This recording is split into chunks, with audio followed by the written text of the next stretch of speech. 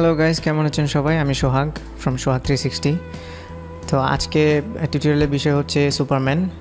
আপনি নিজে নিজে কীভাবে সুপারম্যান হবেন অথবা অন্য কাউকে কীভাবে অ্যাডোবি আফটার ইফেক্টস দিয়ে কীভাবে সুপারম্যান ইফেক্টটা তৈরি করা যায়, এটা হচ্ছে মূল বিষয়। আমি একটা ভিডিও পোস্ট করেছিলাম আমার ফেসবুক টাইমলাইনে, তো অনেকে দেখে আমাকে বলেছিল টিউটোরিয়ালটা বানানোর জন্য, আমারও ইচ্ছা ছিল বানানোর। তাই তো যে সফটওয়্যারটা ইউজ করবো সেটা হচ্ছে অ্যাডোবি আফটার ইফেক্টস। সব টিউটোরিয়ালের শুরুতে আমি একটু বেশি বকবক করি, তো আজকের করা যাচ্ছে না কারণ টিউটোরিয়ালটা অনেক লম্বা হবে। অ্যাডোবি আফটার ইফেক্টস সিসি আমি ইউজ করতেছি, আপনারা অন্য যে কোনো ভার্সন ইউজ করতে পারবেন, প্রিটি মাচ সেম কাজগুলো। যারা 32 বিট উইন্ডোজ ইউজ করেন তাদের CS4 ইউজ করতে হবে। একটাই অপশন আপনাদের, CS4-এর পরে যে ভার্সনগুলো আছে ওগুলো আর 32-তে চলে না। তো ডাউনলোড লিঙ্কটা ভিডিও ডিসক্রিপশানে দেওয়া আছে, ডিসক্রিপশান চেক করুন। যারা ডিসক্রিপশান না জানেন তাদের জন্য বলছি, ভিডিওটার নিচে দেখবেন সি মোর নামে একটা অপশন আছে, ওখানে ক্লিক করলেই কিছু লেখা আসবে, লেখার পাশে লিঙ্কটা আছে, ওখানে গেলেই বুঝবেন। অনেকে হয়তো মনে করতে পারেন যে সিলি জিনিসটাও বলার দরকার, কিন্তু আসলে অনেকে আমাকে জিজ্ঞেস করে যে একটা ভিডিও বানানোর পরে ভাই জিনিসটা ভিডিওটা বানিয়েছেন, লিঙ্কটা কোথায় পাবো, লিঙ্কটা দেন একটু। আমি তো সব লিঙ্ক দিয়ে দিই, কিন্তু তারা তারপরেও আমার কাছে লিঙ্ক চায়, এই জন্য আজকে একটু বলেই দিলাম। It's a waste of time really. Okay, তো প্রথমে আপনি ভিডিওটা করবেন। ভিডিওটা কীভাবে করতে হবে আমি দেখাচ্ছি, আমারটা যেভাবে করেছি। তো এভাবে একটু হেঁটেও আসতে পারে অথবা জায়গায় দাঁড়িয়েও লাফ দিতে পারে। প্রথমে একটা লাফ, তারপরে উপর থেকে একবার নিচের দিকে আবার লাফ, এরকম। ওকে, এটাই 2-3 বার করতে পারেন, যদি ভুল হয় কোথাও, এই জন্য আমি ওকে যেমন 2বার করিয়েছি। আচ্ছা, তারপরে এইটা করার পরে লাফালাফির কাজ শেষ হলে শেষের দিকে একটু জায়গা এরকম শুধু ব্যাকগ্রাউন্ডটা যেখানে আপনি ভিডিওটা করেছেন সেটার ব্যাকগ্রাউন্ডটা রাখবেন, শুধুমাত্র ব্যাকগ্রাউন্ডটা কিছুক্ষণ ভিডিও করবেন। আর ব্যাকগ্রাউন্ডটা কতক্ষণ ভিডিও করবেন তার উপর ডিপেন্ড করে যে আপনার ভিডিওটা কতটুকু লং হবে। অনেকটুকু করতে পারেন, সমস্যা নেই, 20 সেকেন্ড বা 30 সেকেন্ড এরকম। তারপরে অবশ্য কেটে ফেলতে হবে আরও। তো এই হচ্ছে ভিডিওটা। আর ভিডিও করার সময় চেষ্টা করবেন যেন না কাঁপে। আমারটা একটু কেঁপেছে, ট্রাইপড ইউজ করার চেষ্টা করবেন। যদি ট্রাইপড না থাকে কোনো কিছুর উপরে ব্যালেন্স করে ভিডিওটা একটু স্থির করে করবেন। ওকে, আচ্ছা, ভিডিও করা হয়ে গেলে ভিডিওটা ড্র্যাগ করে অ্যাডোবি আফটার ইফেক্টসে এনে প্রজেক্টের জায়গায় ছাড়বেন। এবার প্রজেক্ট থেকে এখান থেকে ভিডিওটা ড্র্যাগ করে নিয়ে এখানে ছোটো একটা বক্স আছে দেখুন, এখানে ছাড়লে একটা নতুন কম্পোজিশন ক্রিয়েট হবে অটোমেটিক। এটাতে মাউস পয়েন্টার রাখলে দেখায় ক্রিয়েট এ নিউ কম্পোজিশন, এখানে এনে ছাড়বেন। তো এই হচ্ছে ভিডিওটা। ওকে, তো প্রথম কাজ হচ্ছে আপনি ভিডিওটা থেকে ব্যাকগ্রাউন্ডটা আলাদা করবেন। ওকে, তো এটা হচ্ছে আপনার টাইম লাইনে যে টাইম ইন্ডিকেটর, এটা টেনে লাফালাফি যেখানে শেষ, এখানে যেখানে ও ফ্রেমের বাইরে চলে গেছে, যেখান থেকে ব্যাকগ্রাউন্ডটা শুরু হয়েছে ওইখানে টাইম ইন্ডিকেটরটা রাখবেন। রেখে স্প্লিট করার জন্য এডিটে যাবেন, এডিট, তারপরে স্প্লিট লেয়ার, Ctrl+Shift+D, এটা হচ্ছে শর্টকাট। তো আমরা এখানে ক্লিক করছি। ওকে, এখন এটা আলাদা হয়ে গেল। এটা হচ্ছে শুধুমাত্র আগের যে লাফালাফির কাজটুকু, আর এটা হচ্ছে অনলি ব্যাকগ্রাউন্ড, ঠিক আছে? তো এটা যেহেতু ব্যাকগ্রাউন্ড, আমরা এটাকে নিচে নিয়ে আসছি, এটা নিচে থাকবে এবং এটাকে রিনেম করে নিচ্ছি। রাইট বাটনে ক্লিক করে রিনেম BG। ওকে, এবার এটা ড্র্যাগ করে শুরুতে এই মাথায় নিয়ে আসি, কারণ এটা ব্যাকগ্রাউন্ড। আর এটা হচ্ছে জুম ইন জুম আউট, মাথা পর্যন্ত নিলাম। ওকে, তো এই হচ্ছে ব্যাকগ্রাউন্ড। এখন নিচে ব্যাকগ্রাউন্ড আর উপরে হচ্ছে ভিডিওটা।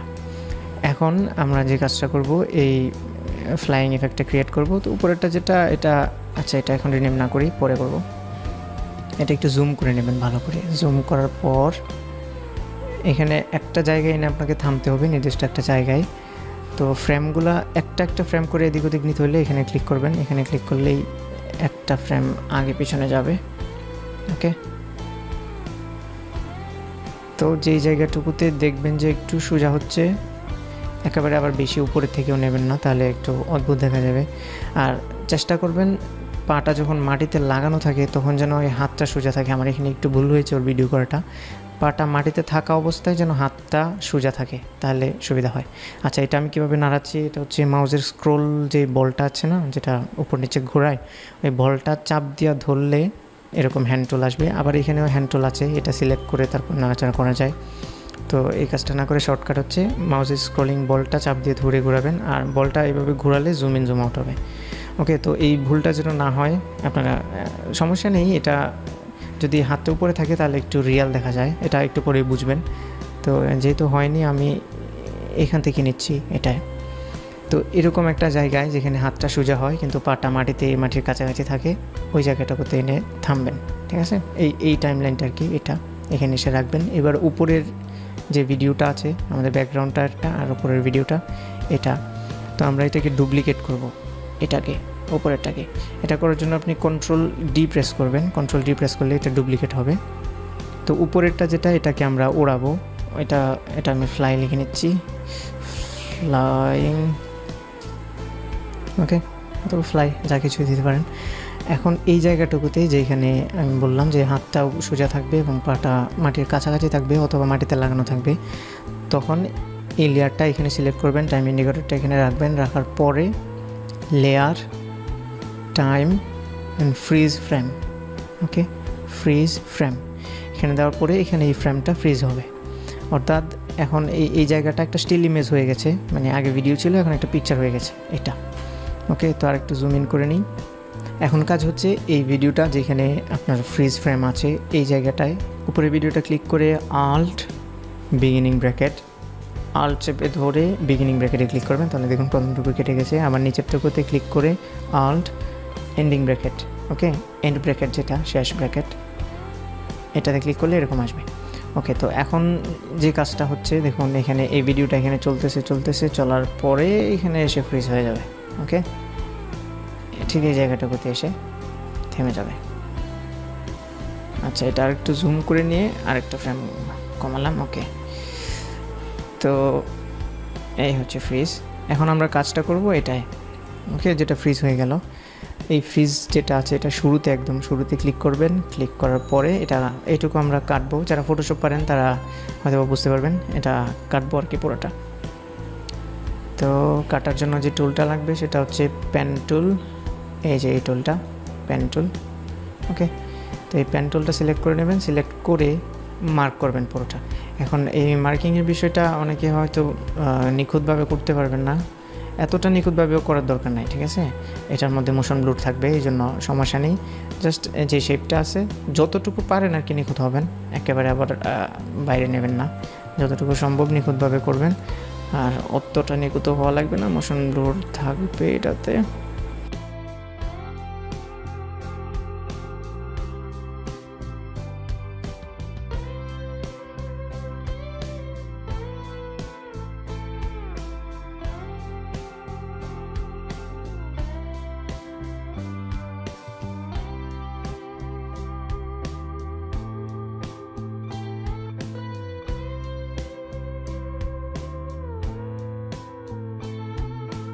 ওকে, তো আমার প্রায় শেষ।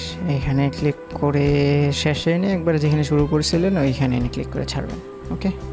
তো এখন হয়েছে কি, এটা ফ্রেমটুকু এটুকু কেটে ফেলছি আমরা। এখন এটাকে উড়াবো, ঠিক আছে। তো যেই স্টিল ফ্রেমটা যেটা ফ্লাই, ওটায় ক্লিক করবেন, ক্লিক করার পরে আমরা আবার সিলেক্ট টুলটা করে নিচ্ছি, করার পরে এটা এখানে এই যে তীর চিহ্নটা এটা ক্লিক করবেন, এটাই ক্লিক করে ট্রান্সফর্ম, তারপরে হচ্ছে পজিশন, এই যে দেখুন পজিশন নামে একটা অপশান আছে। তো আমরা যেই কাজটা করব উড়ানোর জন্য সেটা হচ্ছে কি ফ্রেম, এটাকে কি ফ্রেম বলে। এই যে ঘড়ির একটা চিহ্ন দেখতেছেন ওইটা, এখানে ক্লিক করলাম, এর মানে হলো এখানে একটা কি ফ্রেম তৈরি হলো। আমি বোঝাচ্ছি, এখানে দেখুন একটা ডট হয়েছে, এটা হচ্ছে কি ফ্রেম। এখন এটা বোঝাচ্ছে যে এই ফ্রেমটা এখন এরকম থাকবে, এই জায়গাটুকুতে এরকম থাকবে। তারপরে আমরা কয়েকটা ফ্রেম ওইদিকে যাব, গুনে গুনে যায় 1 2 3 4 5 6 7 8 9 10। আচ্ছা, এটা পরে ঠিক করা যাবে, সমস্যা নেই। 10টা ফ্রেম পর্যন্ত গেলাম। এখন যাওয়ার পরে এই জিনিসটা যদি আমি এখান থেকে নাড়াচাড়া করি, যেখানেই নাড়িয়ে নিই না কেন, এই জায়গাটাতে যেরকম ছিল ওই জায়গাটাকে আমি এখান থেকে যেদিকে নিই এই জায়গাটা থেকে ওই জায়গাটা পর্যন্ত অতটুকুই যাবে। আমি কি বলছি সব, আচ্ছা আপনাদেরকে বুঝিয়ে দিচ্ছি। এখন এই ছবিটাতে ক্লিক করে ধরে উপরে নেবেন। ওপস, এটা হচ্ছে কি, একটু জুম করে নিই, এই যে ক্লিক করে আমি আবার পিছনে যাচ্ছি। এরকম চেঞ্জ যখন হবে, কালো হবে, তখন কিন্তু ড্র্যাগ করলে দেখুন এটা হয়ে যাবে, ঠিক আছে। তো এরকম না, যখন মাউস পয়েন্টারটা আপনার নর্মাল থাকবে এই জায়গাটায়, তখন এটা ড্র্যাগ করে উপরে নেবেন, একবারে ফ্রেমের বাইরে, ঠিক আছে।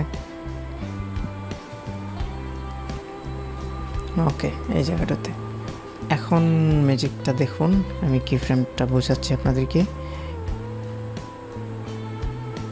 এই যে এটা হচ্ছে ম্যাজিক, ঠিক আছে। তো এই কি ফ্রেমেতে আমি বলছিলাম যে ছবিটা এখানে থাকবে, এটা হচ্ছে কি ফ্রেম একটা, তারপর এখানে নেওয়ার পরে এটা জাস্ট উপরে নিয়ে গেলাম, তার মানে এটা বোঝাচ্ছে যে কি ফ্রেম এখান থেকে এখান পর্যন্ত উপরে নিতে হবে। আচ্ছা, আফটার এফেক্টস যাই বুঝুক, আমরা বুঝলেই হলো।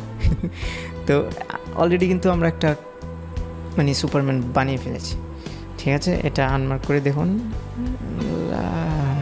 ফ্লাই। আচ্ছা, র্যাম্প রিভিউ করে দেখি। র্যাম্প রিভিউ যারা চেনেন না আফটার এফেক্টসে, যারা নতুন, বেশিরভাগই হয়তো নতুন থাকবেন। ওকে, তো এটা হচ্ছে আমাদের ওয়ার্ক এরিয়া। এটা নির্দিষ্ট একটা জায়গায় যতটুকু রাখবেন ততটুকু প্লে হবে। আচ্ছা, এখানে রাখছি। এখানে রাখার পরে এই যে বাটনটা, এটাতে ক্লিক করলে র্যাম্প রিভিউ হবে।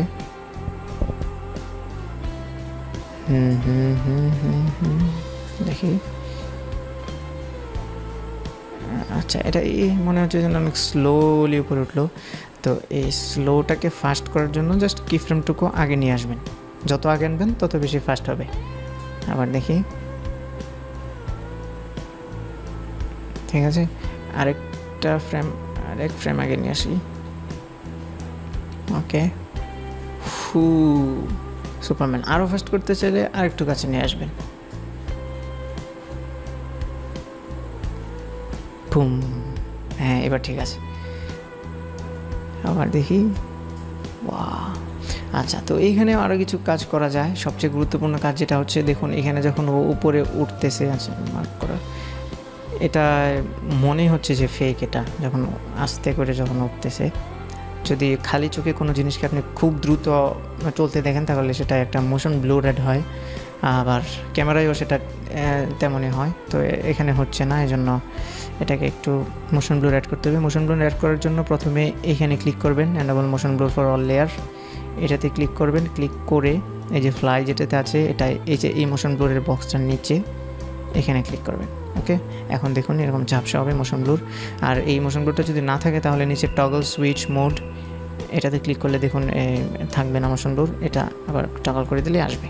ওকে, এখন আমরা এটা ক্লোজ করে দিই। এখন দেখুন একটা ন্যাচারাল একটা এফেক্টের মতো তৈরি হয়েছে, দেখবেন।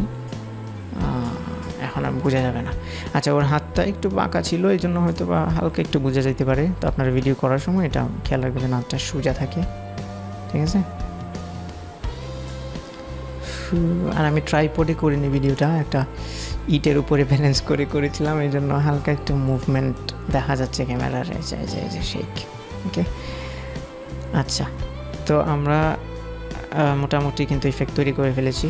এটা হচ্ছে ব্যাকগ্রাউন্ড, এটা হচ্ছে ভিডিও। আচ্ছা, তো এখন একটু এই যে উঠতেছে, ওড়ার জন্য একটু শেক, ক্যামেরাটা কাঁপবে, এটা একটু নাটকীয় ভাব, ঠিক আছে। তো এখন ভিডিওটা কতটুকু লং হবে সেটা আপনাদের সেই পর্যন্ত নিতে হবে। ধরুন এখান থেকে এনে আমি রাখতে চাই এই পর্যন্ত, ঠিক আছে। তো এই টাইম ইন্ডিকেটরটা এখানে এনে রাখবো। এখানে এনে রাখার পরে অ্যান্ড প্রেস করব, তাহলে ওয়ার্ক এরিয়াটা কমে যাবে। এইবার এখানে রাইট বাটনে ক্লিক করে trim comp to work area. Okay, এই পর্যন্ত হয়ে গেল। এখন আমরা এই সবগুলো ভিডিও একসাথে সিলেক্ট করে রাইট বাটনে ক্লিক করে প্রি কম্পোজ। ওকে, এটা হচ্ছে সবগুলো একসাথে একটা ফোল্ডারে নিয়ে রাখার কি। তো আমি এটার নাম দিচ্ছি সুপারম্যান। প্রি কম্পোজ করা হয়ে গেলে শুরুতে যে কাজটা করব, আমরা একটা ইফেক্ট দেব। ইফেক্টে ক্লিক করে স্টাইলাইজ, দেন মোশন টাইল, এই মোশন টাইল। ওকে, এইখানে আউটপুট ওয়াইড যেটা আছে এটা 150 করে নেবেন, 150। হাইটটাও 150। এবার হচ্ছে মিরর এজ, এখানে ঠিক চিহ্নটা দিয়ে নেবেন। এখন এই ভিডিওটাতে ক্লিক করে পি প্রেস করবেন, পি, তাহলে এরকম পজিশন আসবে। তো এখানে মনে রাখবেন যে শুরুতে, একেবারে শুরুতে পজিশনে একটা কি ফ্রেম দেবেন, এবার শেষে আরেকটা কি ফ্রেম। দ্বিতীয় কি ফ্রেমটা দেওয়ার জন্য এখানে বাম দিকে যে ডটটা আছে এখানে ক্লিক করতে হবে। ওকে, দুইটা। এখন এই দুইটা মার্ক করবেন, এভাবে ড্র্যাগ করে ধরে মার্ক করবেন। আচ্ছা, মার্ক করার পরে খুঁজবেন এখানে উইগলার কোথায় আছে, এই যে উইগলার। তো এটা যদি আপনার এখানে যদি না থাকে তাহলে উইন্ডোতে ক্লিক করবেন, তারপরে নিচে দেখুন এখানে উইগলার, এই ঠিক চিহ্নটা দিয়ে নেবেন। ওকে, তো এখানে পুরোটাই আমরা এখন একটু শেক দেব। আচ্ছা, এখানে 3 আর এটা 8। ওকে, 8 দেওয়ার পরে যখন অ্যাপ্লাই ক্লিক করব তখন দেখুন এখানে অনেকগুলো কি ফ্রেম আসছে, এবং এটা একটু শেক এই যে এরকম ক্যামেরাটা কাঁপছে, ঠিক আছে? এটা বোঝা যাবে যে আমরা ওইভাবে কিছু করিনি, জাস্ট হাতে ভিডিওটা করলাম যাতে একটু কাঁপে। ওকে, এটা হচ্ছে র্যাম প্রিভিউ, তাই স্লো।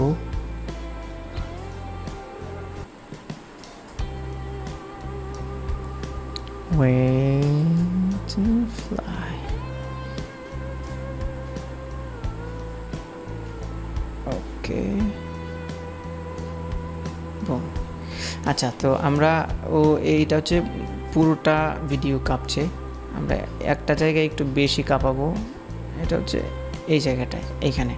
তো এটা করার জন্য আবার পজিশন, এখানে একটা কি ফ্রেম দেবেন, আবার না তার আগে এটা কি করতে হবে, প্রি কম্পোজ করতে হবে। আবার এটা প্রি কম্পোজ, এখানে ক্লিক করবেন, move all attributes into the new composition. Okay, এবার যেই জায়গাটুকুতে আবার কাঁপাবো, ধরেন এখানে, তো এখানে আবার পিতে ক্লিক করবেন, পজিশন, এখানে একটা কি ফ্রেম, আর যতদূর পর্যন্ত কাঁপবে উপরে ওঠার পরে এখানে আরেকটা কি ফ্রেম। ওকে, তো এখন আবার এখানে উইগলারটা একটু বাড়িয়ে দেবো আমরা, 14, এটা মার্ক করতে হবে, মার্ক করার পরে 14 আর 8, এবার অ্যাপ্লাই দিলাম। এখন এখানে একটু বেশি কাঁপবে, ঠিক আছে? তো আমরা একটু দেখে নিই।